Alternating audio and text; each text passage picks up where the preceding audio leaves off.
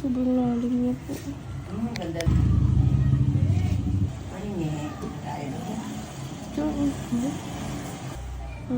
Lalim po. Ang katinis pang Opo, kasi parang hindi na po siya healthy sa loob, ma'am. Parang nabababad ba siya or ano ba to, man?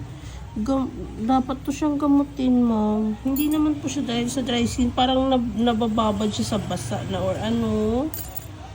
Or baka allergy sa sabon. Kasi ano siya, parang naging ganito. Kaya parang kinakain yung laman sa loob. Palalim po siya ng palalim. Ayan po, parang kinakain yung sa loob na laman. Ayan.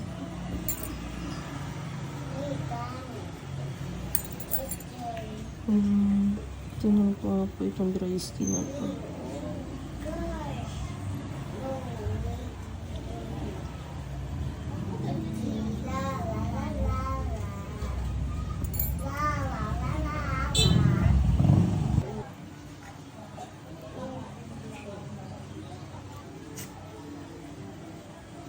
Dito yung kumakati, ma'am, na. Oo, sobra.